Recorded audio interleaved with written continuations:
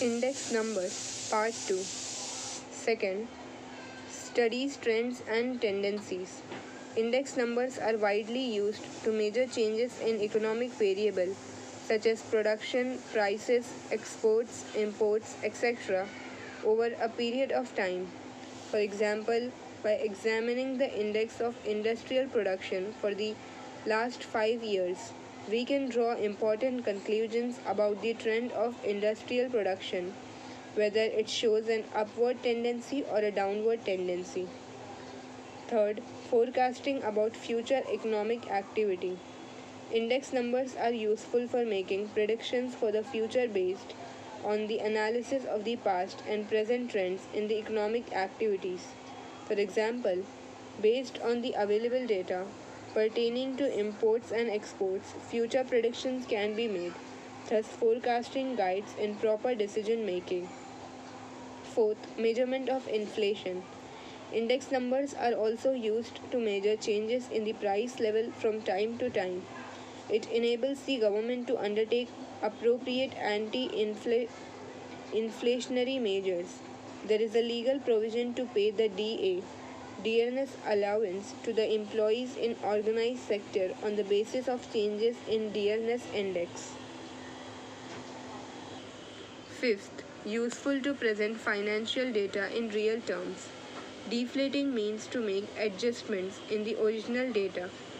Index numbers are used to adjust price changes, wage changes, etc. Thus, deflating helps to present financial data in real terms at constant prices. Construction of index numbers. Following steps are involved in the construction of index numbers. First, purpose of index number. The purpose for constructing the index number, its scope as well as which variable is intended to be measured should be clearly decided to achieve fruitful result. Second, selection of the base year. Base year is also called the reference year. It is the year against which comparisons are made. The base year should be normal, i.e. it should be free from natural calamities. It should not be too distant in the past. Do you know?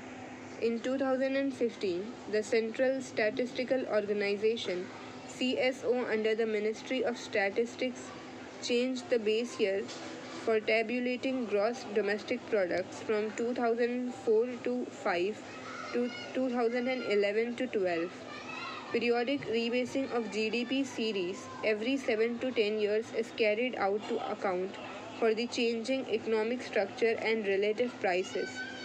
Besides this, the base year of Index of Industrial Production IIP and the base year of Wholesale Price Index WPI has also been changed from 2004 to 5 to 2011 to 12.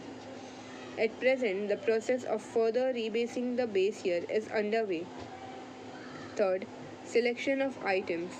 It is necessary to select a sample of the number of items to be included in the construction of a particular index number. For example, in the construction of price index numbers, it is impossible to include each and every commodity. The commodities to be selected should represent the taste, habit, and customs of the people. Besides this, only standardized or graded items should be included to give better results. Fourth, selection of price quotations. Prices of the selected commodities may vary from place to place and shop to shop in the same market. Therefore, it is desirable that price quotations should be obtained from an unbiased price reporting agency. To achieve accuracy, proper selection of representative places and persons is required. Fifth, choice of a suitable average. Construction of index numbers requires choice of a suitable average.